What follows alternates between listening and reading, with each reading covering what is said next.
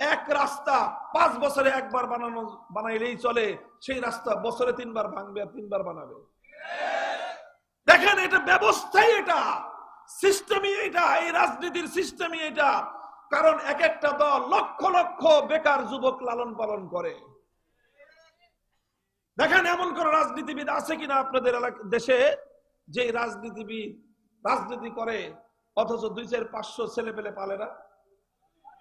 এই 400-500 ছেলে পেলের তাদের জিজ্ঞাসা করেন যে তাদের প্রফেশন কি, তাদের পেশা কি, জিজ্ঞাসা করেন। এই যে 400-500 1000-1500 ছেলে পেলে যে পালে, এই 1000-1500 যুবক, ইয়াং তাগড়া ছেলে, এদের পেশা কি? পেশা হলো ভাইয়ের সাথে থাকি। কি পেশা? বিয়ে শাদীতে প্রস্তাব পাঠায়, ছেলে করে কি? ছেলে ভাইয়ের সাথে থাকে, ছেলে ভাইয়ের সাথে থাকে, বাস এটাই হলো তার পেশা। বাড়তি বলতেছি না এগুলো, আমরা তো এই সমাজের একেবারে রন্ধ্রে রন্ধ্রে বিচরণ করি, তা আপনাদের মতো গ্রামে না, ঢাকার শহরে এই সকল এলাকার ছেলে পেলেদের সাথে আমরা একই সাথে বড় হয়েছি, দেখেছি, এবং আমরা তাদের সব কিছু বাস্তবতার আলোকে দেখি। আমার দুঃসম্পর্কের একটা মেয়ে আর কি, আমাদের আত্মীয় স্বজনের মধ্যে, পুরাপুরি দিনদার না, তো এক জায়গা থেকে প্রস্তাব আসছে, বলছি যে আমাদের বাসায় এক সময় কাজ করতে হবে এটা, তো এরকম মেয়েদের বিয়ে শাদীর কথা আসলে আমাদের আম্মা আব্বা ওনারা বলতেন যে একটু দায়িত্ব নিয়ে দেয়। তো আমারে বলছে যে ওই ছেলেটাকে মামুনের সাথে দেখা করতে বলবা। দেখা করছে, জিজ্ঞাসা করছে করো কি? ভাইয়ের সাথে থাকি। এই সেদিন থেকে আমি জানলাম যে বাংলাদেশে যুবকদের মধ্যে বড় ধরনের একটা শ্রেণী আছে যাদের প্রফেশন কি? ভাইয়ের সাথে থাকা। আচ্ছা বলেন, এই যে ভাইয়ের সাথে থাকে, তার সংসার চলে কেমনে? তার ব্যক্তিগত খরচ হয় চলে কিভাবে?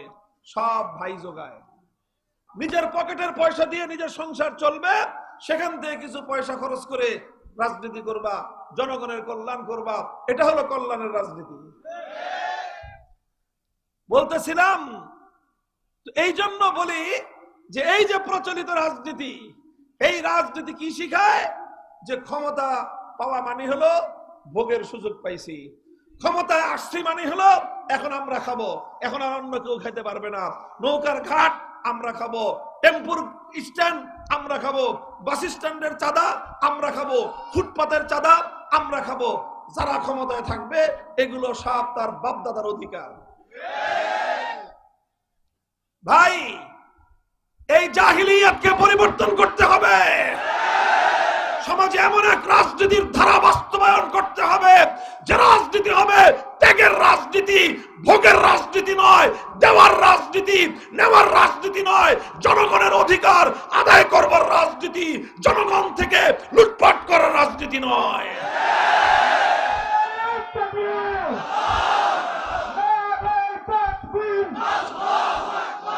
দিবে না এমন ঘোষণা শাইখুল হাদিস ইবনে শাইখুল হাদিস আল্লামা মামুনুল হক দিয়েছিলেন, বলুন সত্য কিনা?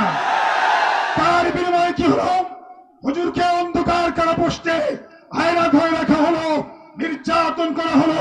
সেদিন যেভাবে হুজুরের সন্তানকে দেখা করতে দেওয়া হয় নাই, হুজুরের কলিজার সন্তানকে কোলে নিতে দেওয়া হয় নাই, আমরা সেদিন বলেছিলাম বাংলাদেশের মানুষ একদিন এই মামুনুল হককে রাজপ্রাসাদে দেখতে চায়, সংসদে দেখতে চায়। সময় এসেছে।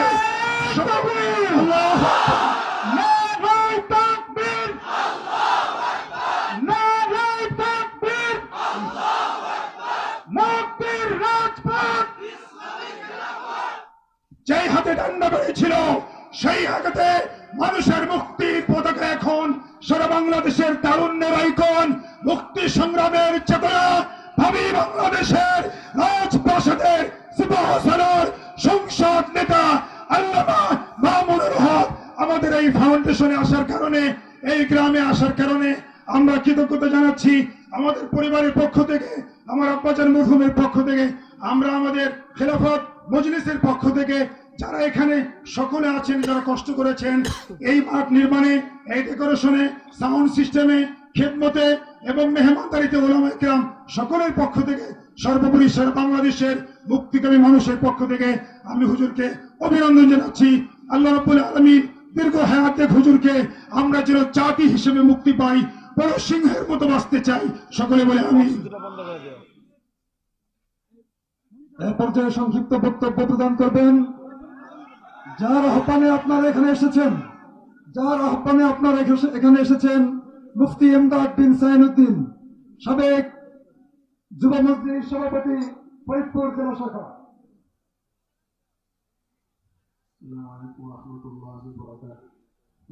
বসে একটা বক্তব্য নয়, আমি খুবই আবেগ আপ্লুত যে আমার বড় ভাই প্রায় 4-5 বছর পরে এলাকায় আসছেন। আমরা যে তাকে ভাষা দান করেছি, বহুদিন পর তার বক্তব্য শুনলাম। আমরা যেন কবল করে সবই বলে দিয়েছেন। আপনারা আমার গ্রামবাসী, আমার সদস্য এখানে এসেছেন, আমরা যেন হায়াত দারাজ করেন। মাকসুদা গ্রামকে আমরা অনেক ভালোবাসি। আপনারা এখন দায়িত্ব আসছেন, শব্দটা বললাম না, বিভিন্ন জায়গায় দায়িত্ব পালন করেন গ্রামে। আপনার বাবা চাচাকে জিজ্ঞেস করেন যে লক্ষণদের পুরন মসজিদে আপনাদের অনেকের বাবা সব পড়া লক্ষণ দিয়া যারা মারা গেছে জান্নাত দান করুন, পুরন মসজিদে আমাকে সামনে ইমাম বানাতে দিত না, বলে দিছে না? এরপরে মুক্তি জাফর সাহেব আমাকে ঈদের পরে বলছে তুমি নামাজ পড়াও। আমি তো আপনাদেরকে ভালোবাসি, অনেক সময় তো জোরে কথা বলি, কিন্তু আমার মনে চলে যে আমরা সবাই জাহান্নাম থেকে মুক্তি পাই, জান্নাতের পথে যাই। আমরা চুরি না করি, ডাকাতি না করি, ব্যভিচার না করি, মাদক সেবন না করি, ইয়াবা না খাই, সুদ না খাই, ঘুষ না খাই, এই কথাগুলো বলি। পরের জমির আর না ঢেরি, পরের জমি দখল না করি, এই কথাগুলি হয়তো আপনাদেরকে বলি। যখন কখনো কখনো কানে আসি আপনারা রাগ হন, তখন মনে চাই যে আর এই বাংলাদেশেই থাকবো না। এই 30-40 বছর বয়সে আমার সাথে চক্রাঙ্গের হয় নাই, ভুল বুঝবেন না, আপনাদের ভালোবাসি। আমাদের আব্বা আমাদের সন্ধানের তারা আসছে, এজন্য আপনারা দয়া করে মিলেমিশে থাকবেন। লক্ষণ দিয়ে সালতান নগর কান্দা মারামারি করবেন না, কাহিদাকে করবেন না। আপনার টাকার মধ্যে আপনার ছেলের হক আছে, স্ত্রীর হক আছে, বাবার হক আছে, কেন খামাখা আপনার মামলায় টাকা দেন? আমাদের অফিস সাহেব কষ্ট করে আসছেন, তাকে ধন্যবাদ দিই। নগরকান্দার অফিস সাহেব সময়কা ছিলেন, তিনি আমাদের প্রধানের কাছে দোয়া চেয়েছেন, খুবই ভালো মানুষ। ইউনো সাহেবদেরকে আমি ধন্যবাদ দিই, পুলিশ ভাইদের ধন্যবাদ দিই, আমার বাবার বয়সে মরতার নিচে বসতেন, আপনাদের ধন্যবাদ দিই। সবার বক্তব্য দেওয়ার সুযোগ হয় নাই, বাবারা কষ্ট নেবেন না, মা বোনরা আপনারা কষ্ট নেবেন না, আপনারা দোয়া করেন। যারা দূর দূরান্ত থেকে আসছেন, একটাই নসিহত হলো আগামীতে এই নগরকান্দা, সারদা, ফরিদপুর, বাংলাদেশে যেন কোরআন সুন্নাহর প্রতিনিধি সংসদে যেতে পারে, বলেন আমিন। আমার জন্য, আমাদের জন্য দোয়া করবেন। আলহামদুলিল্লাহ রাব্বিল আলামিন। আরেকটি কথা, আমরা কারো কাছেই টাকা পয়সা আমি চাইনি, স্বেচ্ছায়, সম্পূর্ণ স্বেচ্ছা, আলহামদুলিল্লাহ। সকলে সম্মান বজায় রেখে, কারো যদি মনে চায় স্বেচ্ছায়, দায়িত্বশীল যারা আছে, এটা ধরা আছে, বহু টাকা খরচ, আলহামদুলিল্লাহ। তবে আমার যারা মুরব্বী, তাদের জন্য কারো কোনো দানের কোনো টাকা, আলহামদুলিল্লাহ, হাদিয়ার কোনো প্রয়োজন নাই। ওনারা অত্যন্ত সম্মানী মানুষ। সারা পৃথিবী বলতে হয়, এক জায়গা থেকে হেলিকপ্টার কথা বলছে, আমাদের ধমক দিয়ে সরাই দিয়েছে, বহু অঙ্কের টাকা বলছে, এরকম হলেও নয়, কোন অর্থের কাছে তারা আসে না। বড় ভাই বলেছেন, এসেছেন মুরব্বীদের সম্মান দেওয়ার জন্য। বলা হুজুর, হযরত বিলাল সাহেব, হযরত আব্বাজানদের প্রতি আপনাদের সম্মান যেখানে আসছে, তাই 5-6 লক্ষ টাকার অনেক খরচ। আপনারা যারা যেভাবে সহযোগিতা করেছেন, আল্লাহ কবুল করুন। তারপর যে কারো মনে চায় দায়িত্বশীল দ্বারা আমার কাছে কোনো দেওয়া লাগবে না, আপনারা খেয়াল রাখবেন, আল্লাহ পাক কবুল করুন। এ পর্যায়ে আপনাদের সামনে বক্তব্য রাখবেন বর্তমান বাংলাদেশের হৃদয় স্পন্দন, হেফাজত ইসলামের সংগ্রামী যুগ্ম মহাসচিব, খিলাফত মজলিসের সংগ্রামী মহাসচিব, বাংলাদেশ খিলাফত যুব মজলিসের সংগ্রামী সভাপতি, শেখুল হাদিস আল্লামা মামুনুল হক হাফিজাহুল্লাহ ওয়া রাআহু ওয়া আতারাল্লাহু বাকাআহু বিফুয়ুজ উমুমিহি বাহিয়া।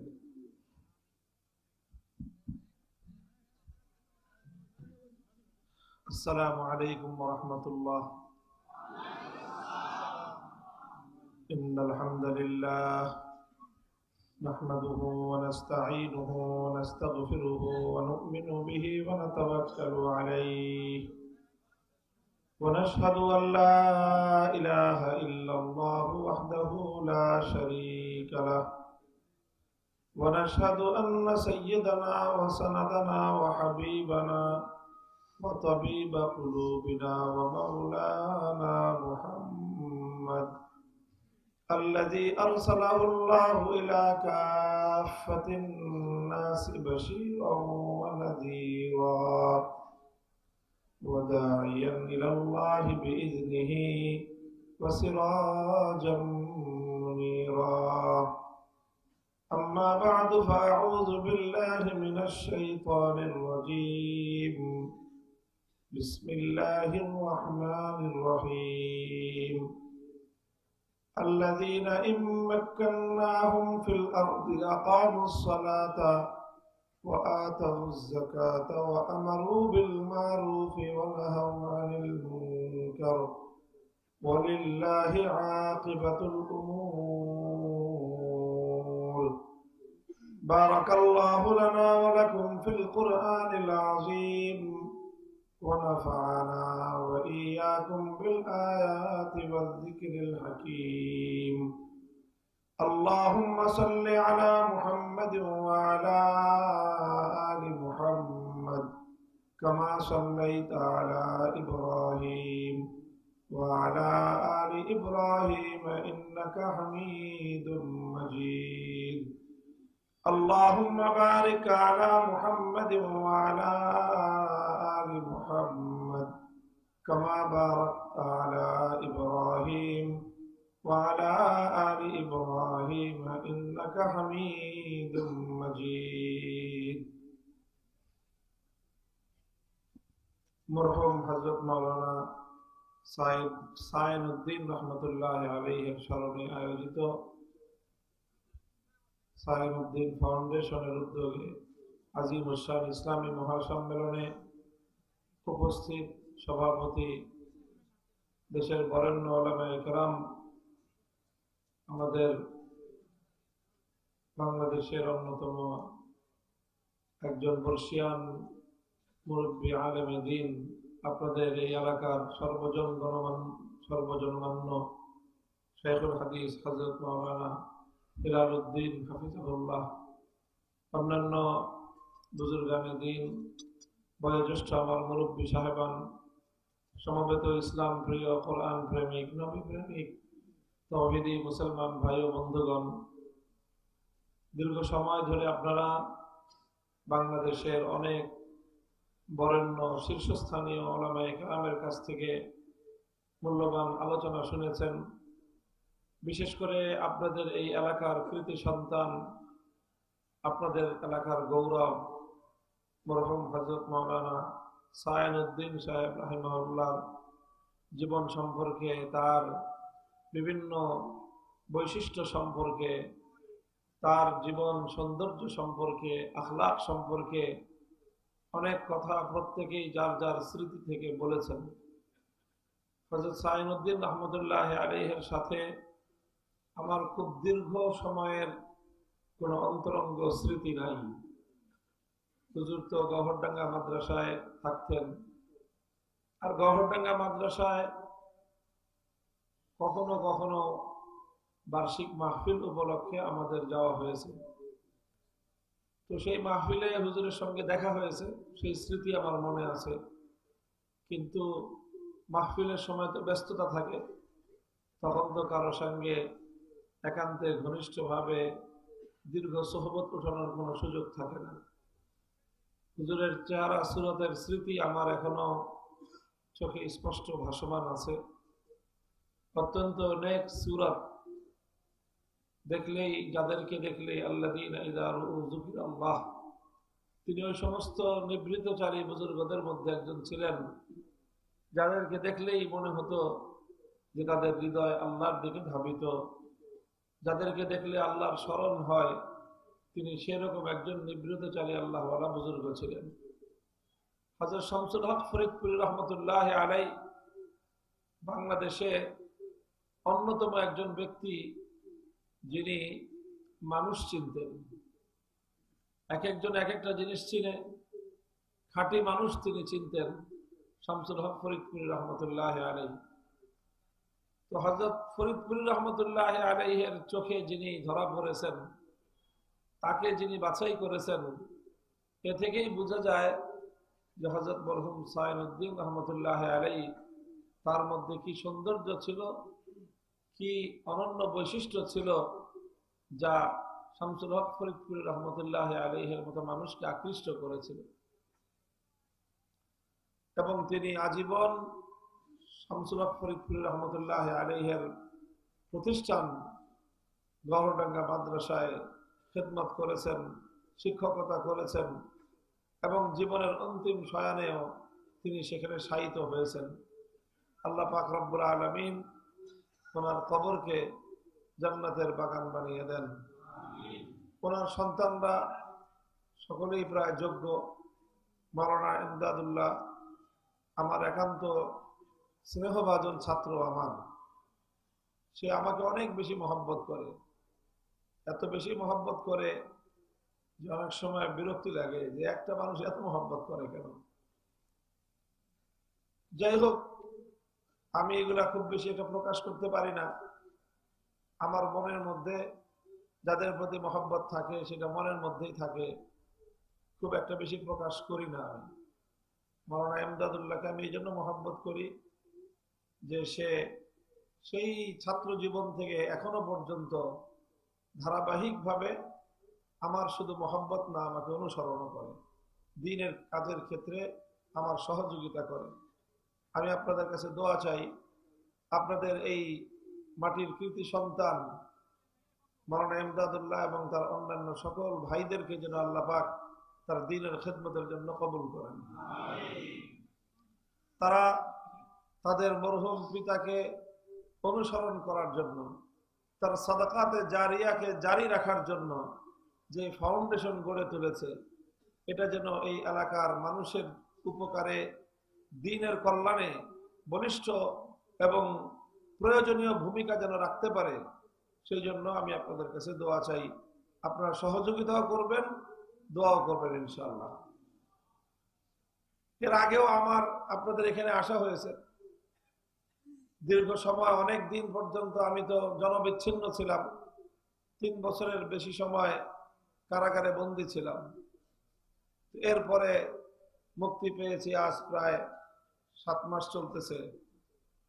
এর মধ্যে আপনাদের মাঝে আবার আসার সুযোগ হলো। আল্লাহ পাক রব্বুল আলামিন আমাদের এই সাক্ষাৎকে আল্লাহর দ্বীনের জন্য এবং আল্লাহর মহব্বতের উসিলা হিসেবে কবুল করেন। মুহতারাম হাজিরিন, আমি আপনাদের সম্মুখে সূরাতুল হজের 41 নম্বর আয়াতখানা তেলাওয়াত করেছি। এই আয়াতকে সামনে রেখে অল্প কিছু কথা আমি আপনাদের সম্মুখে আরজ করব, যেখান থেকে আমরা আমাদের করণীয় এবং দায়িত্ব সম্পর্কে কিছু দিক নির্দেশনা পাব। আপনারা দোয়া করতে থাকেন আমার জুবান দিয়ে আল্লাহ যেন উপকারী কিছু কথা, প্রয়োজনীয় কিছু কথা আল্লাহ বের করে দেন। কোরআনের এই তেলাওয়াতকৃত আয়াতের মধ্যে আল্লাহ পাক রব্বুল আলামিন মুসলমানদের, ঈমানদারদের একটা বৈশিষ্ট্য বর্ণনা করেছেন।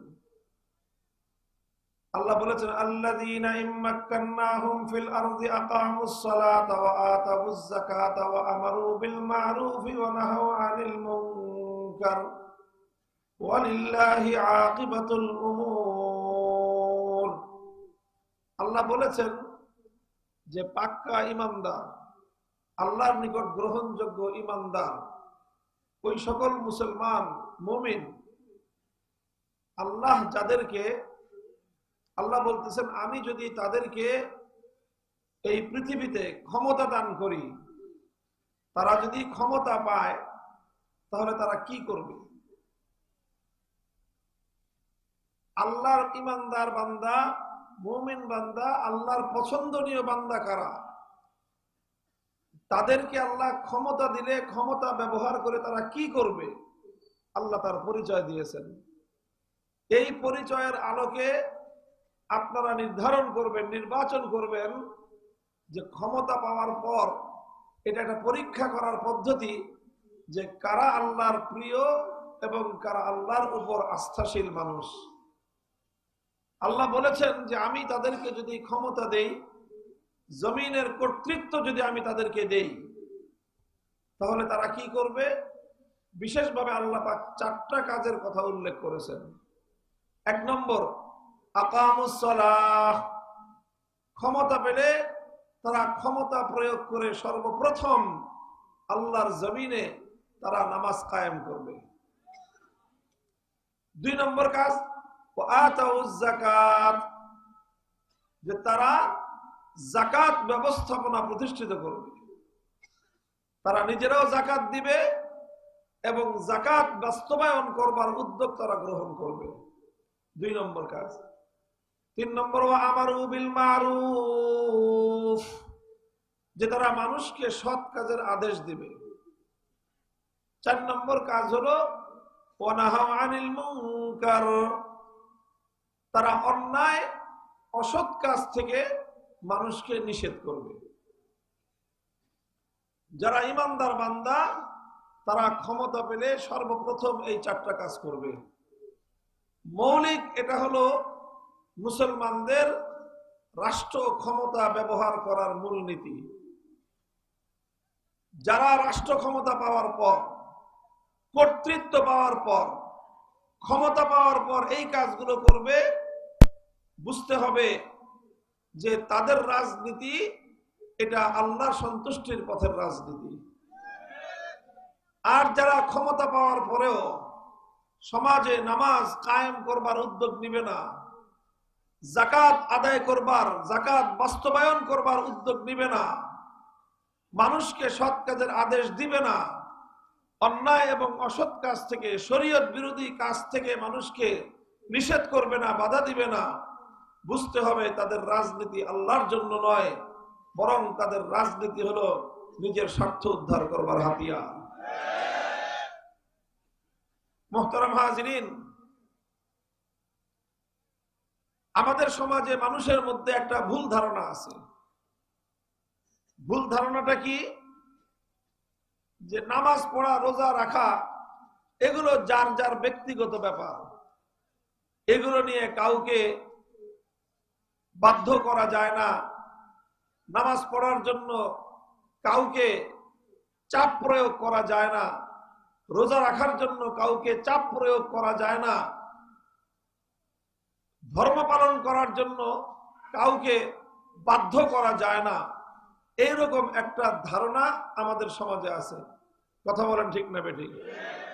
এই ধারণাটা সম্পূর্ণরূপে কোরআন সুন্নাহ বিরোধী, সম্পূর্ণরূপে ইসলাম বিরোধী।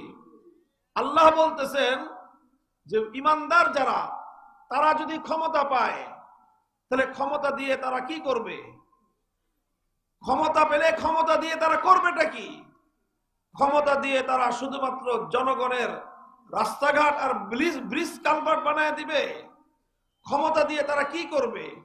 ক্ষমতা পেলে শুধুমাত্র তারা জনগণের অর্থনৈতিক উন্নতি করবে? এটাই শুধুমাত্র মুসলমানদের কাজ? তাহলে একজন মুসলমান আর একজন বেঈমানের মধ্যে পার্থক্যটা কি হলো? একজন ইহুদি সেও ক্ষমতা পেলে রাস্তাঘাট বানায়, একজন খ্রিস্টান সেও ক্ষমতা পেলে ব্রিজ আর কালভার্ট শুধু বানায়, একজন হিন্দু সেও ক্ষমতা পেলে জনগণের অর্থনৈতিক উন্নতি করে, একজন বৌদ্ধ সেও ক্ষমতা পেলে মানুষের অর্থনৈতিক উন্নয়নের চেষ্টা করে, আর একজন মুসলমান ক্ষমতায় পেলে সেও যদি শুধু এই কাজ করলো, তাই ইমানদার ক্ষমতাবান আর বেঈমান ক্ষমতাবানের মধ্যে কি পার্থক্য থাকলো? মুহতারাম হাজিরিন, এর অর্থ এটা বুঝবেন না যে মুসলমানরা ক্ষমতা পেলে ব্রিজ কালভার্ট বানাবে না। না, আমি এটা বলি নাই। ইমানদাররা ক্ষমতা পেলে তারা মানুষের অর্থনৈতিক উন্নতি করবে না, এটা বলি নাই। অর্থনৈতিক উন্নতি করবে, রাস্তাঘাট তৈরি করবে, ব্রিজ কালভার্ট বানাবে, কোন মানুষের কোন কষ্ট যেন না হয় তার জন্য সব রকম চেষ্টা, সব রকম দায়িত্ব অবশ্যই ইমানদার ক্ষমতাবানরা পালন করবে, সন্দেহের কোনো অবকাশ নাই। ইসলাম সেই দায়িত্ববোধ মানুষকে দিয়েছে। খলিফাতুল মুসলিমিন ওমরে ফারুক রাদিয়াল্লাহু তাআলা আনহুর সেই ঐতিহাসিক কথা ইতিহাসের পাতায় সোনার অক্ষরে লিপিবদ্ধ আছে। হযরত ওমরে ফারুক রাদিয়াল্লাহু আনহু বলেছিলেন, ওয়াল্লাহি লাউ আন্না বাগালাতান আসারাত আলা শাত্তিল ফুরাত লাখিফতু আন ইয়াসআলানি আল্লাহু আনহা লিমা লাম উসাব্বিলাহা আত-তারিক। হযরত ওমর বলেন, আল্লাহর শপথ করে বলি, যদি সুদূর সেই কুফা বাগদাদ ওই অঞ্চলের কুফা বসরার অঞ্চলের ফোরাত নদী মদিনা থেকে কয়েক হাজার মাইল দূরে, সেই ফোরাত নদীর পাশ দিয়ে একটা গাধা রাস্তা চলবার সময় পথ দিয়ে হেঁটে যাওয়ার সময় একটা গাধা যদি রাস্তার মধ্যে হোঁচট খায়, খলিফা ওমর বলেন, আমার ভয় হয় যে আমাকে আল্লাহ পাক জিজ্ঞাসা করবেন, আমাকে জবাব দিতে হবে যে আল্লাহ পাকের সৃষ্টি একটা অবলা প্রাণী রাস্তা চলতে গিয়ে কেন হোঁচট খেলো, আমি রাষ্ট্রনায়ক হয়ে খলিফা হয়ে কেন গাধাকে চলবার জন্য রাস্তা সমান করে দিলাম না, সুন্দর রাস্তা আমি কেন তৈরি করে দিলাম না একটা গাধার জন্য। আমি খলিফা হয়ে দায়িত্ব নিলাম, রাষ্ট্রের দায়িত্ব নিয়ে রাষ্ট্রের প্রত্যেকটা মাখলুকের সমস্ত চাল চলন জীবন মালের নিরাপত্তার দায়িত্ব নিয়েও আমি কেন দায়িত্ব পালন করতে ব্যর্থ হলাম, আল্লাহর কাছে আমাকে জবাব দিতে হবে বলে আমি ভয় করি। একটা গাধা চলতে গিয়ে হোঁচট খাইলে সেই গাধার রাস্তাটা কেন সমান হলো না, আমি চিন্তা করি আল্লাহর কাছে আমাকে জবাব দিতে হবে। ইসলাম তো রাষ্ট্রীয় দায়িত্বকে এই আমানত মনে করেছে, ইসলাম তো রাষ্ট্রীয় দায়িত্বকে এত গুরুত্বপূর্ণ মনে করেছে। খলিফা ওমর ইবনে আব্দুল আজিজ রাহমাতুল্লাহি আলাইহি 99 হিজরিতে ক্ষমতা পেয়েছেন, 101 হিজরিতে তিনি ইন্তেকাল করেছেন। মাত্র 2 বছর তিনি ক্ষমতায় ছিলেন, রাষ্ট্র পরিচালনা করেছেন, খলিফা হিসেবে খেলাফত পরিচালনা করেছেন। এই 2 বছরের খেলাফতে ওমর ইবনে আব্দুল আজিজ রাহমাতুল্লাহি আলাইহির কি হয়েছিল ইতিহাসে লেখা হয়। খলিফা ওমর ইবনে আব্দুল আজিজ রাহমাতুল্লাহি আলাইহি যখন খেলাফত লাভ করলেন, খেলাফতের দায়িত্ব পেলেন, খেলাফতের দায়িত্ব পাওয়ার আগ পর্যন্ত ওমর ইবনে আব্দুল আজিজ রাহমাতুল্লাহি আলাইহি খুব আয়েশি মানুষ ছিলেন, খুব সুন্দর সুন্দর কাপড় চোপড় পরিধান করতেন, সুন্দর সুন্দর সুগন্ধি তিনি ব্যবহার করতেন। ওমর ইবনে আব্দুল আজিজ কোন পথ দিয়ে হেঁটে গেলে দীর্ঘ সময় পর্যন্ত মানুষ ওই পথ দিয়ে চলাচলের সময় বুঝতে পারতেন কিছুক্ষণ আগে এই পথ দিয়ে ওমর ইবনে আব্দুল আজিজ হেঁটে গিয়েছে, কারণ এমন দামি সুগন্ধি ওমর ইবনে আব্দুল আজিজ ছাড়া কেউ ব্যবহার করে না। এমন আয়েশি জীবন যে লোকটা যাপন করতেন, যেই মুহূর্তে তার উপর খেলাফতের দায়িত্ব অর্পিত হলো, তিনি সর্বপ্রথম তার স্ত্রীর কাছে গিয়ে তিনি ডাক দিয়ে বললেন, স্ত্রী গো, তুমি আমার জীবন সঙ্গিনী, এতদিন তুমি আমার সঙ্গে থেকেছো, আমি নিজেও আয়েশি জীবন যাপন করেছি, তুমিও আয়েশি জীবন যাপন করেছো, আমিও বিলাসিতা করেছি, তুমিও বিলাসিতা করেছো, কিন্তু এখন আমার কাঁধের উপর এমন এক দায়িত্ব অর্পিত হয়েছে, ওই দায়িত্ব পালন করতে গেলে আমি তোমার প্রতি দায়িত্ব পালন করতে পারবো না, আমি তোমার হক আদায় করতে পারবো না, তোমাকে আমি সুখ শান্তি হয় আগের মতো আর দিতে পারবো না, তোমাকে আমি সেইভাবে সময় দিতে পারবো না, তুমি যেইভাবে জীবন যাপন করে অভ্যস্ত হয়ে গেছো, এখন আমার ওই দায়িত্ব পালন করতে গেলে আমি তোমাকে আর সেইভাবে আরাম আয়েশে রাখতে পারবো না।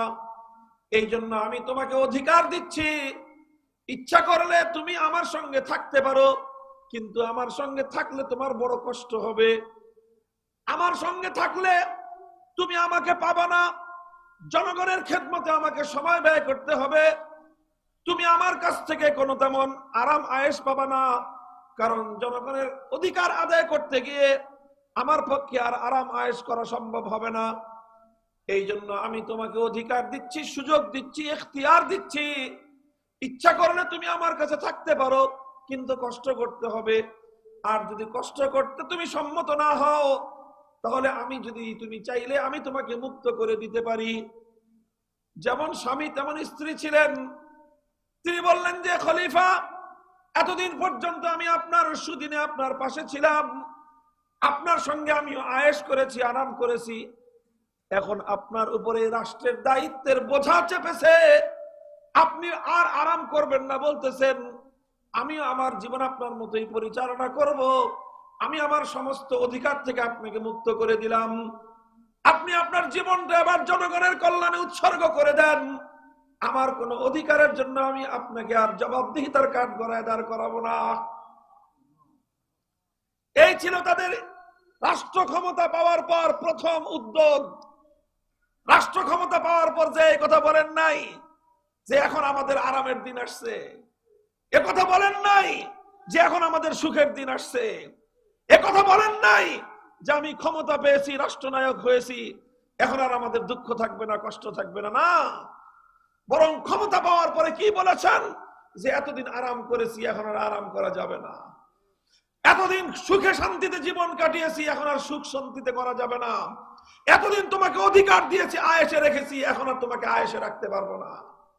মুহতারাম হাজিরিন, ওমর ইবনে আব্দুল আজিজ রাহমাতুল্লাহি আলাইহি আমাদের মতো বাংলাদেশের মতো ছোট্ট 55,000 বর্গ মাইলের দেশের রাষ্ট্রনায়ক ছিলেন না, অর্ধ জাহানের খলিফা ছিলেন। তখন মুসলমানদের শাসন খেলাফতে বনু উমাইয়ার যুগে একদিকে আটলান্টিক মহাসমুদ্র পাড়ি দিয়ে মুসলমানরা সমুদ্রের অপর প্রান্ত পর্যন্ত পৌঁছে গেছে, আর অপর দিকে আফ্রিকার জঙ্গলের গহীন অঞ্চল পর্যন্ত ইসলামের পতাকা উড়ে ঘোড়া দৌড়ায় যতদূর পর্যন্ত যাওয়া যায়, যতদূর পর্যন্ত ঘোড়া চলতে পারে ততদূর পর্যন্ত মুসলমানদের বিজয়ের কেতন উড়ে গেছে। এত বিশাল সাম্রাজ্য, যার আঙ্গুলের ইশারায় উঠবে আর বসবে এমন একজন খলিফা, এই পৃথিবীর অপ্রতিদ্বন্দ্বী রাষ্ট্রনায়ক, যিনি এত বড় ক্ষমতা পাওয়ার পর নিজের বিবিকে বলতেছে এখন আর আমি তোমাকে সুখে রাখবো। কাজেই তুমি ইচ্ছা করলে, এখন আমার কষ্টের দিন, এখন আমার পরিশ্রমের দিন, এখন আমার রাতের ঘুম হারাম করার সময়, তুমি চাইলে আমার সঙ্গে থাকতে পারো, কষ্ট করতে হবে। আর এই কষ্ট করতে রাজি না হলে তুমি চাইলে আমি তোমাকে মুক্ত করে দিব। মুহতারাম হাজিরিন, এটা হলো ইসলামের দৃষ্টিতে রাষ্ট্র ক্ষমতা পাওয়ার পর একজন ক্ষমতাবানের প্রথম অনুভূতি। এরপরে 2 বছর তিনি দায়িত্ব পালন করলেন। 2 বছর তিনি যখন দায়িত্ব গ্রহণ করেন, বেশ নাদুস নুদুস স্বাস্থ্যবান মানুষ ছিলেন ওমর ইবনে আব্দুল আজিজ রাহমাতুল্লাহি আলাইহি। 2টা বছর দায়িত্ব পালন করার পর, রাষ্ট্র পরিচালনা করবার পর যখন তিনি মারা যান, যারা ওনাকে গোসল দিয়েছে তারা বলেছে যে ওমর ইবনে আব্দুল আজিজের চামড়া আর হাড্ডির মধ্যখানে আমরা গোশত খুঁজে পাই নাই। চামড়ার হাড্ডির মধ্যখানে গোশত ছিল না, গেছে কোথায় গোশত? আল্লাহর জমিনে মানুষের অধিকার আদায় করতে গিয়ে, মানুষের শান্তি নিরাপত্তা নিশ্চিত করতে গিয়ে, মানুষের অধিকার নিশ্চিত করতে গিয়ে নিজের শরীরের দিকে খেয়াল করার সময় পান নাই, নিজের স্বাস্থ্যের পরিচর্যা করবার সময় পান নাই, নিজের প্রয়োজনীয় খাবার আর আহারটুকু গ্রহণ করবার সুযোগ পান নাই। একটাই চিন্তা ছিল, একটা মানুষ যদি এই বিশাল পৃথিবীতে না খেয়ে থাকে আর আমি যদি পেট পুরে খাই, আল্লাহর কাছে কি জবাব দিব? আমি শাসক হয়ে আমি খাচ্ছি, শাসিত হয়ে আমার জনগণ খাবার পায় না, আমি আল্লাহর কাছে কি জবাব দিব? আর দেশে 2000 মানুষ মরে 5ই আগস্টের দুপুর বেলা গণভবনে দুপুর বেলার লাঞ্চ 12 পদের আইটেম দিয়ে রান্না হয়েছে। ভালো খাবার দাবার খান, এটা নিয়ে আফসোস না, কিন্তু আফসোসটা হলো যেই দেশে 2000 মানুষ, কেমন মানুষ, সব তাগড়া তাগড়া যুবক, স্কুল কলেজ ইউনিভার্সিটি মাদ্রাসার ছাত্র, খেটে খাওয়া মেহনতি শ্রমিক, যুবক মানুষগুলোকে ব্রাশ ফায়ার করে, গুলি করে, হেলিকপ্টার থেকে গুলি করে করে এই মানুষগুলোকে হত্যা করা হলো। যেই দেশ তার জনগণের রক্তের উপর ভাসতেছে, সেই দেশের শাসক 12 পদের খাবার রান্না করে খাওয়ার জন্য প্রস্তুতি নেয়, চিন্তা করতে পারেন? মুহতারাম হাজিরিন, এটা হয়েছিল, পার্থক্যটা কি? তারা রাষ্ট্র ক্ষমতাকে ভোগের বস্তু মনে করেছে। এই জন্য দেখবেন আমাদের দেশে যারা ক্ষমতা পায়, বয়স যতই হোক, ক্ষমতা পাওয়ার পর আস্তে আস্তে চেহারার জৌলুস বাড়তে থাকে, চেহারার মধ্যে তেল জমে। ক্ষমতা হারানোর পর কিছুদিন পরে দেখবেন শোকে মনে একেবারে চেহারা শুকিয়ে যায়। আরে কি যেন কি রাজার ধন হারায় ফেলছে। দেখেন শেখ হাসিনা তার দেখা যায় না। যদি 1 বছর পরে তার চেহারা দেখেন, আপনারা আমার কথা বাস্তবতা খুঁজে নিয়েন। এই যখন ক্ষমতায় ছিল 78 বছর বয়স, মনে হয় যে প্রতি বছর 1 বছর করে বয়স কমতেছে ওনার। মসমসানি আর তেলতেলানি কি অবস্থায় ছিল। আর 1টা বছর ক্ষমতায় নাই, এরপরে যদি 1 বছর পরে কোথাও চেহারা দেখা যায়, দেখেন আমি বলে রাখলাম, আমার কথা মিলিয়ে দেখেন। কারণ কি? কারণ একটা জিনিস, ক্ষমতাকে তারা ত্যাগের বস্তু মনে করে নাই, ভোগের বস্তু মনে করেছে। ইসলাম বলে ক্ষমতা ভোগের বস্তু নয়, ত্যাগের জিনিস। ক্ষমতা তোমার ভোগ করার জিনিস না। আমাদের দেশের এই যে প্রচলিত পশ্চিমা সভ্যতার রাজনৈতিক ব্যবস্থা, এই রাজনৈতিক ব্যবস্থায় যারা ক্ষমতায় আসে, সে তো মনে করেই যে আমাদের সুদিন আসছে। তার দল, তার সাঙ্গ পাঙ্গ, নেতা, উপনেতা, পাতি নেতা, ছাতি নেতা যা আছে, তারা সবাই মনে করে এখন তো আমাদের খাওয়ার দিন আসছে। কথা বলেন ঠিক না বেঠিক? কারণ কারণ ইসলামী রাজনীতির কনসেপ্ট আমরা আমাদের জাতিকে শিখাই নাই। যদি ইসলামী রাজনীতির কনসেপ্টে জাতি বুঝতো, যারা ক্ষমতায় আসতো তারা মনে করতো যে এতদিন যা অন্যায় করছি, এখন আর অন্যায় করার সময় নাই। এতদিন ভোগ বিলাসিতা করেছি, এখন আর আমাদের ভোগ বিলাসিতার সুযোগ নাই, কারণ এখন আমাদের দল ক্ষমতায়। তারা মনে করতো এতদিন নিজেদের ব্যবসা বাণিজ্য করেছি, এখন জনগণের সেবায় আমাদের জীবন উৎসর্গ করতে হবে, কারণ এখন আমরা ক্ষমতায় আছি। এগুলি মনে হয় আমাদের দেশে। উল্টা মনে হয় যে এতদিন না খেয়ে রয়েছি, আমি এখন ক্ষমতায় আইছি, এখন খামু আমরা। কথা বলেন ঠিক না বেঠিক? আগে অন্যরা চাঁদাবাজি করছে, এখন চাঁদাবাজি করবো আমরা। আগে জনগণের সম্পদ অন্যরা চুরি করছে, এখন ক্ষমতায় আমরা আসছি, কাজে চুরি করার অধিকার এখন আমাদের। দেশের সম্পদ লুটপাট করার অধিকার আমাদের, কারণ আমরা এখন ক্ষমতায় আসছি। যারা রাজনীতি করে তারাও এই উদ্দেশ্যেই রাজনীতি করে, যে বছরের পর বছর ত্যাগ করছি, কোরবানি করছি, জেল খাটছি, এটা করছি, ওইটা করছি, কেন? পার্টি ক্ষমতায় আসলে 5 বছরে কামায় নেব। ভুল বলতেছি? যদি ভুল বলে থাকি বলেন, কথা বন্ধ করে দিব। এই ভুল, এই অন্যায় কার? এটা কি শুধুমাত্র আমাদের দলের সাধারণ কর্মীদের ভুল? এটা না, কর্মীরা তো এই শিক্ষাই পাচ্ছে। তারা মনেই করতেছে যে রাজনীতি করি এই জন্য যে যতদিন বিরোধী দলে থাকবো ততদিন ইনভেস্ট করব, সরকার ক্ষমতায় গেলে সুদে আসলে সব পোষায় নেব। বলেন, এটা কি মনে করে না? যারাই রাজনীতি করে, প্রচলিত রাজনীতি যারা করে, তাদের প্রত্যেকের চিন্তা একটাই, যে যতদিন বাইরে থাকবো ততদিন ছেলে পেলে পালবো, ততদিন যত খরচ করতে হয় সব খরচ করব, এদিক দিয়ে ওদিক দিয়ে নানাভাবে খরচ করব। কোনদিন একবার ক্ষমতায় আসতে পারলে 5 বছরে 50 বছরের উসুল করে নিব। কারটা উসুল করবা তুমি? জনগণের সম্পদ মেরে খাবে, টেন্ডারবাজি করবে, চাঁদাবাজি করবে, মাস্তানি করবে, দেশের সম্পদ লুটপাট করবে। এক রাস্তা 5 বছরে একবার বানাইলেই চলে, সেই রাস্তা বছরে 3 বার ভাঙবে আর 3 বার বানাবে। দেখেন, এটা ব্যবস্থাই, এটা সিস্টেমই, এটা এই রাজনীতির সিস্টেমই এটা। কারণ এক একটা দল লক্ষ লক্ষ বেকার যুবক লালন পালন করে। দেখেন, এমন কোন রাজনীতিবিদ আছে কিনা আপনাদের দেশে যে রাজনীতিবিদ রাজনীতি করে অথচ 200-500 ছেলে পেলে পালে না? এই 400-500 ছেলে পেলে তাদের জিজ্ঞাসা করেন যে তাদের প্রফেশন কি, তাদের পেশা কি, জিজ্ঞাসা করেন।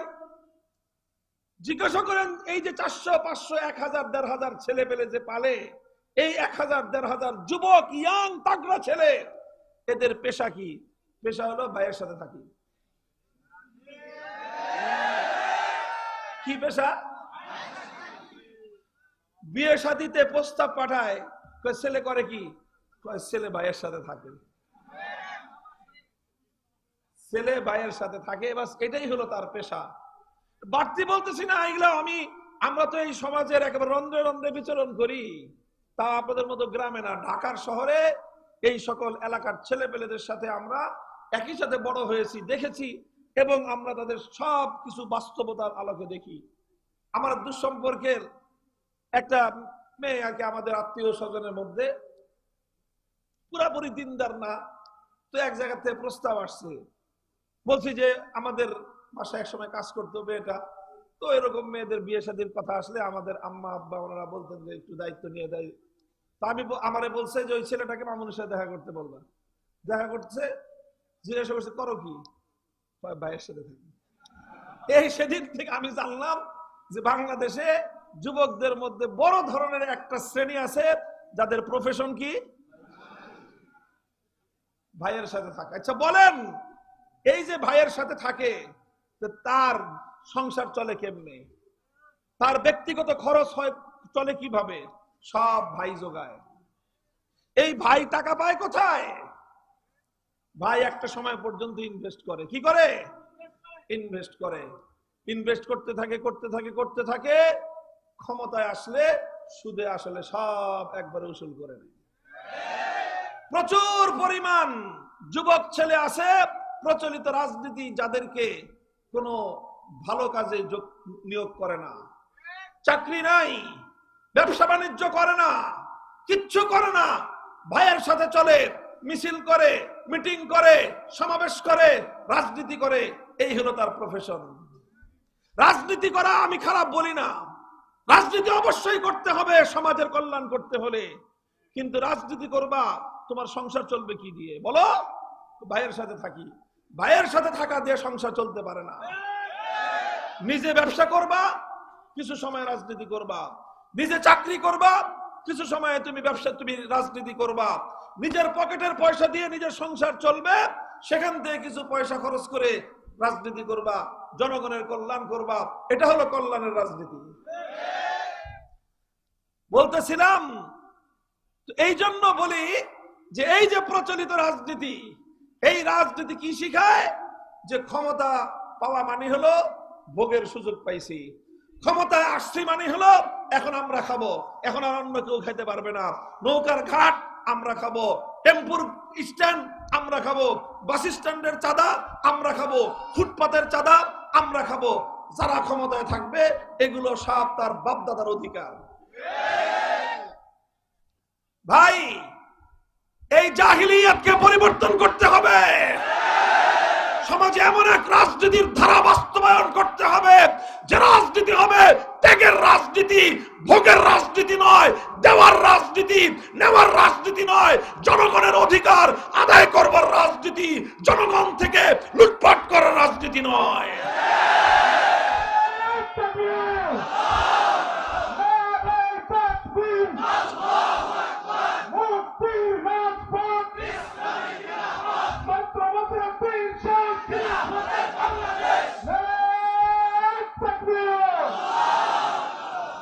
দেখেন, কথাটা বলতেছিলাম, আমি আমার মূল কথা আবার ফিরে আসি। আমি বলতেছিলাম যে ইমানদাররা যদি ক্ষমতা পায়, ইমানদাররা যদি রাষ্ট্র ক্ষমতায় আসে, তাদের কাজ শুধু রাস্তাঘাট বানানো না, রাস্তাঘাট অবশ্যই বানাবে, ব্রিজ কালভার্ট যা দরকার পড়ে সব বানাবে। আরে ভাই, একটা দেশের যদি দুর্নীতি বন্ধ হয়ে যায়, তাহলে রাস্তাঘাট আর ব্রিজ কালভার্ট বানানোর জন্য কোনখান থেকে ভিক্ষা করে টাকা আনতে হয় না।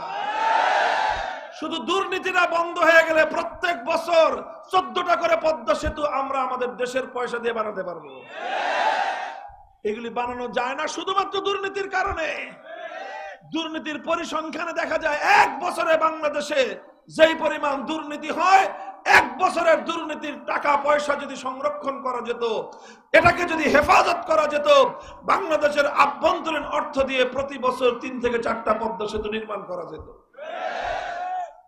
এই জন্য বলতেছি, ইসলাম যদি ক্ষমতায় থাকে, ইসলামে আল্লাহর প্রিয় বান্দা, ইমানদার বান্দারা যদি ক্ষমতায় আসে, তারা দুর্নীতি না করে সেই পয়সাকে সেভ করে সেটা দিয়ে জনগণের কল্যাণ করবে, সেটা দিয়ে দেশের অর্থনৈতিক উন্নতি করবে, সেটা দিয়ে যোগাযোগ ব্যবস্থার উন্নতি হবে, চিকিৎসা ব্যবস্থার উন্নতি হবে, মানুষের সব ধরনের নাগরিক ফ্যাসিলিটির উন্নয়ন ঘটবে। তবে এই সব ফ্যাসিলিটির উন্নয়ন এটা ইমানদাররা যেমন ঘটায়, বেঈমানরাও ঘটায়। তাহলে ইমানদাররা বাড়তি কি করলো? ইমানদাররা বাড়তি যেই কাজটা করবে সেটাই আমি আল্লাহর কোরআন থেকে বলতেছিলাম, আকামুস সালাতা ওয়া আতাউজ যাকাতা ওয়া আমারু বিল মারুফি ওয়া নাহাউ আনিল মুনকার। ইমানদাররা যখন ক্ষমতায় থাকবে রাস্তার উন্নয়ন হবে, মসজিদে মুসল্লি বাড়বে। ইমানদাররা যখন ক্ষমতায় থাকবে ব্রিজ কালভার্ট নির্মাণ হবে, আর দেশের মধ্যে কোনো সুস্থ মানুষ বেরোজগার থাকবে না। ইমানদাররা যখন ক্ষমতায় আসবে দারিদ্র্য বিমোচন হবে, যাকাত ব্যবস্থা প্রতিষ্ঠিত হবে। মুহতারাম হাজিরিন, কোন একটা জাতির মধ্যে যদি আল্লাহর প্রদত্ত যাকাত ব্যবস্থা সত্যিকার অর্থে শতভাগ বাস্তবায়িত হয়, আল্লাহর কোরআনের উপর, ইসলামী অর্থ ব্যবস্থার উপর আস্থা রেখে বলতে পারি, সে জাতির মধ্যে, সেই এলাকার মধ্যে কশ্চিন কালেও কোনো দারিদ্র্য থাকতে পারে না। ইসলাম দেখিয়ে দিয়েছে, বেশি দিন লাগে নাই, আল্লাহ নবী মুহাম্মদ আরবি সাল্লাল্লাহু আলাইহি ওয়াসাল্লাম মদিনায় যখন ছিলেন, মদিনার মানুষ দরিদ্র ছিল। আল্লাহ নবী মৃত্যুবরণ করার সময়ও তিনি দারিদ্র্যের অবস্থায় মৃত্যুবরণ করেছেন। আমার নবীর এই পরিমাণ সম্পত্তি ছিল না যে আল্লাহ নবী মৃত্যুবরণ করার সময় নগদ কিছু ক্যাপিটাল তার সন্তানদের জন্য রেখে যাবেন। বরং আল্লাহ নবী মৃত্যুবরণ করার সময়, নবীজির ওয়াফাত এবং ইন্তেকালের সময়, ওয়াদিরুহু মারহুনাতুন ইনদা ইয়াহুদিন বিসালাসিনা সাআ, আল্লাহ নবী যখন মারা যান তখন আল্লাহ নবী একজন ইহুদির কাছ থেকে 30 সা অর্থাৎ প্রায় 60 কেজি 70 কেজি গম তিনি একজন ইহুদির কাছ থেকে ঋণ করেছিলেন। আর ওই ঋণটা শোধ করার জন্য আল্লাহর নবীর কাছে কোনো নগদ অর্থ ছিল না। নবীজির একটা লোহার বর্ম ছিল, যুদ্ধ করার জন্য যেই লোহার বর্মটা আল্লাহর নবী ব্যবহার করতেন, সে নিজের নিত্য প্রয়োজনীয় লোহার বর্ম, যার দাম 70 কেজি গমের চেয়েও বেশি হবে, আল্লাহর নবী ওই লোহার বর্মটা ইহুদির কাছে বন্ধক রেখেছিলেন। বলেছিলেন, যেদিন আমি নগদ টাকা দিতে পারবো সেই দিন তোমার কাছ থেকে বন্ধক ছুটায় নিব, আর যদি আমি নগদ টাকা পরিশোধ করতে না পারি, এই বর্ম বিক্রি করে তুমি তোমার 70 কেজি গমের দাম আসল করে নিও। আমার নবী এই দারিদ্র্যের অবস্থায় দুনিয়া থেকে বিদায় গ্রহণ করেছেন। এরপরে আল্লাহর নবীর ইন্তেকালের পরে 20টা বছর অতিক্রান্ত হয় নাই, 20 বছর অতিক্রান্ত হয় নাই। প্রথম খলিফা আবু বকর সিদ্দিকের 2 বছর, ওমর ফারুক রাদিয়াল্লাহু তাআলা আনহুর 12 বছর, উসমান 10 বছর। উসমান রাদিয়াল্লাহু তাআলা আনহুর খেলাফত কালে ইতিহাস লেখে, সোনার অক্ষরে লেখে, সোনার মদিনায় বাইতুল মাল রাষ্ট্রীয় কোষাগারের দুয়ার 24 ঘন্টার জন্য খোলা থাকতো। মদিনার রাস্তাঘাটে এলান চলতে থাকতো, ঘোষণা চলতে থাকতো, কোনো অভাবী মানুষ থাকলে সে যেন নিজ হাতে রাষ্ট্রীয় কোষাগার থেকে তার যেই পরিমাণ সম্পত্তি লাগে, যাকাতের ফান্ড থেকে যেন সে সেই পরিমাণ সম্পত্তি নিয়ে নেয়। মাসের পর মাস ঘোষক ঘোষণা দিতে থাকতো, কিন্তু একজন জাকাত দেওয়ার মতো লোক পাওয়া যাইত, জাকাত খাওয়ার মতো লোক সোনার মদিনা মক্কায় ছিল না। দারিদ্র বিমোচন হয়, যাকাত ব্যবস্থা যখন বাস্তবায়িত হবে সমাজে কোনো দরিদ্র থাকতে পারে না। কারণ আল্লাহ পাক রব্বুল আলামিন যাকাতের বিধানটা এমন ভাবেই দিয়েছেন যে যাকাতের মাধ্যমে বিত্তশালীদের অর্থ গরিবদের মধ্যে এমনিতেই বণ্টিত হয়ে যায়। কাজেই কোন সমাজের মধ্যে যাকাতের বরকতে কোনো দরিদ্র মানুষ খুঁজে পাওয়া যায় না। মুহতারাম হাজিরিন, কাজেই বলছি কি যে ইমানদাররা ক্ষমতায় আসলে রাস্তাঘাট হয়, ব্রিজ কালভার্ট নির্মাণ হবে, অর্থনীতির উন্নয়ন হবে, সাথে সাথে নামাজ কায়েম হবে, যাকাতের বিধান বাস্তবায়ন হবে, আল্লাহ পাকের হুকুম আহকাম সমাজের মধ্যে বাস্তবায়ন করা হবে। কথা বলেন ঠিক না বেঠিক? আমর বিল মারুফ হবে, নাহি আনিল মুনকার হবে, মানুষকে সৎ কাজের আদেশ দেওয়া হবে, সৎ কাজ ভালো কাজ না করলে শাস্তি পাওয়া লাগবে, অন্যায় কাজ থেকে মানুষকে বাধা দেওয়া হবে, নিষেধ করা হবে। এরপরও নিষেধাজ্ঞা অমান্য করে যারা অন্যায় অসৎ কাজে নিমগ্ন হবে তাদের জন্য রাষ্ট্রীয়ভাবে শায়েস্তা করবার ব্যবস্থা থাকবে। আমি বলেছিলাম আরেকটা কথা, লম্বার আলোচনা নাই, একটা প্রশ্ন করেছিলাম যে আজকে আমাদের সমাজে মানুষ মনে করে নামাজ রোজা এগুলো ব্যক্তিগত ব্যাপার, এটার মধ্যে রাষ্ট্রীয় ক্ষমতাবানদের কিছু বলার নাই, কিছু পাওয়ার নাই, ইচ্ছা করলে কেউ নামাজ পড়বে, কেউ নামাজ পড়বে না, ইচ্ছা করলে কেউ রোজা রাখবে, কেউ রোজা রাখবে না। এই ব্যাপারে রাষ্ট্র এবং যারা ক্ষমতাবান তাদের বলার কি আছে? ইসলাম বলে যে না, তুমি যখন রাষ্ট্রের প্রত্যেকটা নাগরিকের নামাজের হিসাবও তোমাকে দিতে হবে। খলিফা ওমর ফারুক রাদিয়াল্লাহু তাআলা আনহু একদিন মাগরিবের নাম ফজরের নামাজ পড়ে এক লোকের বাড়িতে চলে গেলেন। তার মায়ের নাম হলো শিফা। সেই শিফার ঘরে গিয়ে জিজ্ঞাসা করলেন, সুলাইমান তার ছেলের নাম, কি ব্যাপার সুলাইমানকে আমি ফজরের নামাজের সময় জামাতে দেখলাম না, তোমার ছেলে সুলাইমানের কি হয়েছে, জামাতে যায় নাই কেন? মা জবাব দিল, ছেলেটা আজকে রাত্রে একটু বেশি তাহাজ্জুদের নামাজ পড়েছে, অনেক রাত পর্যন্ত তাহাজ্জুদের নামাজ পড়ে এরপরে যে ঘুম দিয়েছে, ফজরের নামাজের সময় তার ঘুম ভাঙে নাই, এই জন্য সে আর মসজিদে জামাতে যেতে পারে নাই। কোন রকম ওয়াক্ত থেকে উঠে, ঘুম থেকে উঠে ঘরের মধ্যেই নামাজ পড়ে নিয়েছে। খলিফা ওমর ফারুক সুলাইমানকে ডেকে সতর্ক করে দিলেন, তার মাকেও বলে দিলেন, খবরদার, এমন তাহাজ্জুদের নামাজ আল্লাহ পড়তে বলেন নাই যে তাহাজ্জুদের নামাজ পড়তে গিয়ে ফজরের নামাজ কাজা হয়। অর্থাৎ একজন খলিফা, অর্ধজাহান যিনি শাসন করেন, প্রতিটা নাগরিকের নামাজের খবর রাখতেছেন। মুহতারাম হাজিরিন, মুসলমানদের মধ্যে এই ধারণা কোত্থেকে আসছে? এই ধারণা আসছে মুসলমানদের মধ্যে একটা রাজনৈতিক মতবাদ আস্তে আস্তে ছড়িয়ে পড়েছে। সেই রাজনৈতিক মতবাদটাই মুসলমানদের মধ্যে এই ভুল ধারণার জন্ম দিয়েছে। আর সেই রাজনৈতিক মতবাদটার নাম হলো সেকুলারিজম, ধর্মনিরপেক্ষ মতবাদ। এটা নিয়ে আজকে আর দীর্ঘ আলোচনা করব না, এটাই আমার আলোচনার শেষ কথা। এই ধর্মনিরপেক্ষ মতবাদ পশ্চিমারা এর জন্যই আবিষ্কার করেছিল যে এই মতবাদ আস্তে আস্তে মুসলমানদের মধ্যে ছড়িয়ে দাও, তখন মুসলমানদের শাসন ব্যবস্থা ধ্বংস হয়ে পড়বে। মুসলমানদের শাসকরা জনগণের ঈমান আমলের খবর রাখবে না, মুসলমানদের শাসকরা জনগণের নামাজ রোজার খবর রাখবে না। এইভাবে মুসলিম সমাজ থেকে নেক আমল আস্তে আস্তে গুরুত্বহীন হয়ে পড়বে এবং যেই নেক আমলের উপর ইসলামী সমাজ ব্যবস্থার বুনিয়াদ কায়েম হয়েছে, সেই বুনিয়াদ যখন ধ্বংস হয়ে যাবে, ইসলামী সমাজ ব্যবস্থা ধ্বংস হয়ে যাবে। মুহতারাম হাজিরিন, কাজেই আমাদের পূর্বসূরীরা আমাদের কাছে আল্লাহর কোরআনের এই সকল আদর্শগুলো আমানত রেখে গেছেন। এই আদর্শের আমানতের ভিত্তিতে একটা নতুন সমাজ গড়ে তুলতে হবে। সেজন্য আমরা কাজ করব। আমাদের সাথে হাতে হাত রেখে কাজ করতে আপনারা প্রস্তুত আছেন তো? ইনশাআল্লাহ আল্লাহ পাক কবুল করেন। হাত নামান। আমরা চাই এমন একটা রাজনীতি আমরা করি। দেখেন, এই জন্যই এই যে আমাদের কাছ থেকে কিন্তু মানুষ রাজনীতির কথা শুনতে পছন্দ করে না। কথা বলেন ঠিক না বেঠিক? এটা আরেকটা ষড়যন্ত্র, এটা আরেকটা ষড়যন্ত্র। এই ষড়যন্ত্র ইসলাম বিদ্বেষীরা মুসলমানদের মধ্যে ঢুকায় দিয়েছে যে হুজুররা সব কথা বলবে, রাষ্ট্র নিয়ে কথা বলবে না। কেন? কারণ রাষ্ট্রই হলো সমস্ত অন্যায় অপরাধের মূল শেকড়। হুজুররা যদি এই জায়গাটা সংশোধন করে ফেলে, সমাজ থেকে পাপাচার অনেক কমে যাবে, অন্যায় কমে যাবে। এই জন্য মুসলিম সমাজে পাপাচার, অন্যায়, অবিচার, জুলুম যেন কমতে না পারে, এই জন্য ইহুদি খ্রিস্টানরা মুসলমানদের মধ্যে একটা দালাল শ্রেণী তৈরি করেছে।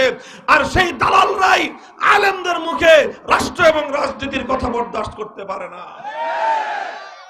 এখন আপনারা বলেন, ইহুদি খ্রিস্টানদের দালালরা আমাদের মুখে রাষ্ট্র নিয়ে, রাজনীতি নিয়ে কথাবার্তা শুনতে পছন্দ করে না।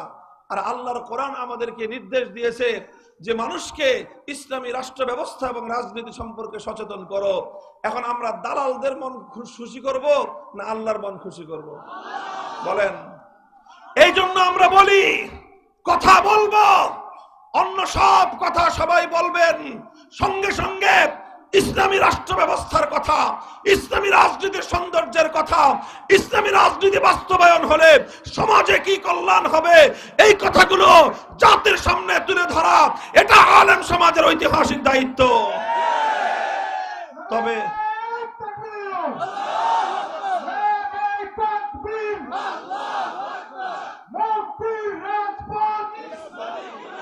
তবে এই দায়িত্বটা অন্য দায়িত্বগুলোর মতো এত মসৃণ আর এত সহজ না।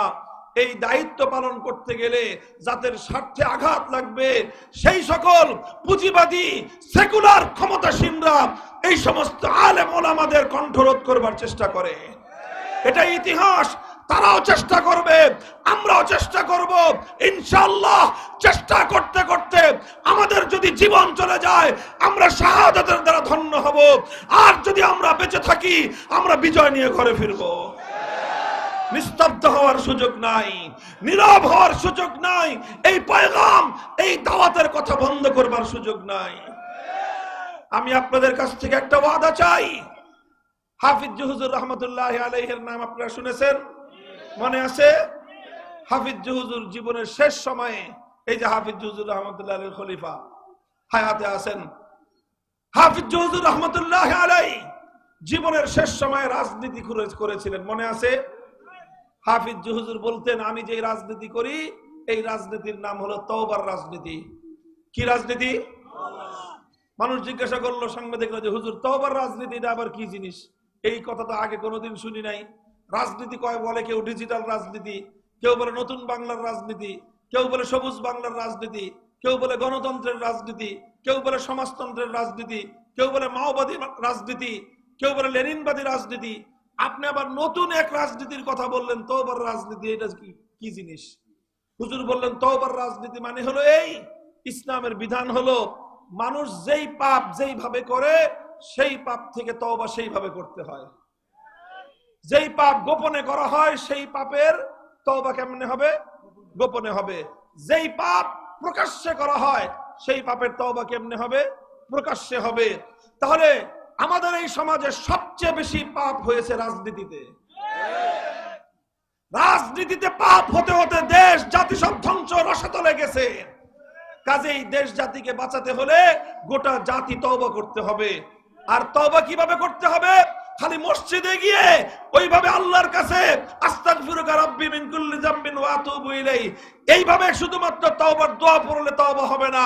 মানুষ যেরকম, জাতি যেরকম অন্যায় এবং অপরাধ করেছে রাজনীতির অঙ্গনে, তওবা করতে হবে রাজনীতির অঙ্গনে। আমি সেই জনগণকে তওবার রাজনীতির ডাক দিলাম। মুহতারাম হাজিরিন, তওবার রাজনীতির মূল কথা হলো যারা তাদের জীবনের একটা লম্বা সময় কাটায় দিয়েছেন আব্রাহাম লিঙ্কনের রাজনীতি করতে গিয়ে, কার্ল মার্কস, মাও সেতুং, লেনিনদের রাজনীতি করতে গিয়ে, অমুক নেতার আদর্শ, অমুক নেত্রীর আদর্শ বাস্তবায়ন করতে গিয়ে রাজনীতি করে যারা আল্লাহর সঙ্গে গাদ্দারি করেছেন, বিশ্বাসঘাতকতা করেছেন, আল্লাহর দেওয়া জীবন দিয়ে, আল্লাহর দেওয়া সম্পদ দিয়ে, আল্লাহর দেওয়া যৌবন দিয়ে মানুষের আদর্শ বাস্তবায়নের জন্য যারা চেষ্টা করেছেন তারা আল্লাহর সঙ্গে গাদ্দারি করে মহাপাপ করেছেন। উপায় একটাই, এবার আল্লাহর আদর্শ, আল্লাহর দ্বীন দুনিয়াতে জিন্দা করবার জন্য রাজনীতি করতে হবে। এটাই হলো তওবার রাজনীতি। এই তওবা করবেন তো ইনশাআল্লাহ? আল্লাহর জমিনে আল্লাহর খেলাফত কায়েমের রাজনীতি করবেন। কারা কারা করবেন হাত তুলেন, আল্লাহ কবুল করেন।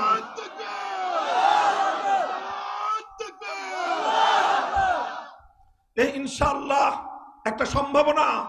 উর্বর জমিন, জমিন এখন উর্বর। এই যে এখন তো ফসলের মাঠ ফেটে চৌচির, এখন কোথাও ফসল ফলবে না। কথা বলেন ঠিক না বেঠিক? এরপরে দেখবেন মোটামুটি যখন জানুয়ারি মাসটা শেষ হবে, হ্যাঁ, জানুয়ারি মাসটা যখন শেষ হবে আস্তে আস্তে ফসলের মাঠগুলি আবার চাষাবাদের জন্য উপযুক্ত হয়ে উঠবে। বৃষ্টি হবে, এই মাঠগুলোতে আবার হাল চাষ করানো হবে। তখন এই মাঠে যেই ফসলের বীজ বপন করবেন সেই ফসলের সোনালী ফলন হবে। বাংলাদেশ এখন বিপ্লবের জন্য উর্বর হয়ে আছে। কথা বলেন ঠিক না বেঠিক? এই মাটিতে আবু সাইদদের রক্তের বৃষ্টি ঝরেছে, শহীদ মুগ্ধদের রক্তের বৃষ্টি ঝরেছে, হাফেজ নাসমুন সাকিব, হাফেজ জাহিদ হাসান জাহিদ, এই ধরনের থোকা থোকা মুসলমানদের সন্তানেরা রক্তের বৃষ্টি দিয়ে এই মাটিকে উর্বর করে রেখে গেছে। এই উর্বর মাটিতে বিপ্লব করতে হবে, আমেরিকান রাশিয়ান আদর্শের নয়, চায়না এবং ভারতের আদর্শের নয়। এই মাটিতে বিপ্লব করতে হবে সোনার মদিনার রাজনীতির বিপ্লব। এই জন্য আমরা বলি